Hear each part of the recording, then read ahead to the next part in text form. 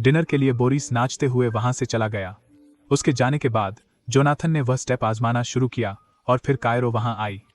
दोनों हंसे और इस बात को जाने दिया। जोनाथन कायरो द्वारा लिखे गए एक पैराग्राफ से इतने प्रभावित थे कि उन्होंने उसे पूरी तरह याद कर लिया था। कायरो ने भी देखा कि उसने उसके पैराग्राफ पर ध्यान दिया है और वह खुश हुई। जोनाथन चाहते थे कि कायरो अपने पसंदीदा लेखक की शैली में एक छोटी कहानी लिखे। अगर वह ऐसा करती है तो जोनाथन उसे पूरी तरह से मान्यता देंगे। कायरो तुरंत सहमत हो गई। उसने जोनाथन से कहा कि मैंने भी तुम्हारी किताब पढ़ी है। कायरो को भी उसकी किताब के कई लाइनों की कविता की तरह याद थी। जोनाथन इसे देखकर भी प्रभावित हुए। उन्होंने इस सप्ताहांत कायरो को एक जगह आमंत्रित किया जहां वे उसके असाइनमेंट के बारे में चर्चा करेंगे। रात में जोनाथन और उसकी पत्नी यहां डिनर के लिए गए। जब वह अपना ऑर्डर लेने आया तो बीट्राइस ने जोनाथन से पूछा कि क्या वह वही लड़की है जिसके बारे में आप बात कर रहे हैं। जोनाथन ने इनकार किया, वह कायरो में है। लेकिन यह स्पष्ट था कि बीट्राइस जोनाथन की कायरो में रुचि से जलन महसूस कर रही थी। उसने गुस्सा निकालने के लिए बोरिस के सामने जोनाथन का अपमान करना शुरू कर दिया कि तुम्हारे पास वो लेखक की चीज अब नहीं है। तुमने कई सालों से कुछ नहीं लिखा है। तुम केवल एक साधारण शिक्षक हो।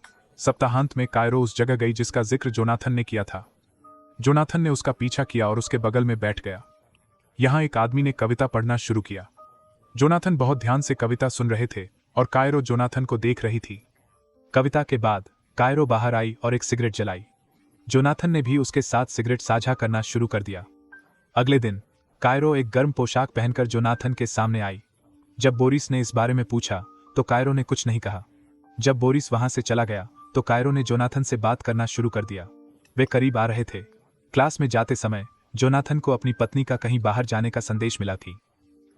कक्षा में कायरो ने जोनाथन से अपने प्रिय लेखक की शैली के बारे में चर्चा की जिसमें वह एक कहानी लिखेंगे। जोनाथन को घर जाने की जल्दी थी, इसलिए उन्होंने जल्दबाजी में हाँ कह दिया। उनके जाने के बाद विन्नी जोनाथन की मेज पर चढ़ गई और कायरो को चिढ़ाने लगी।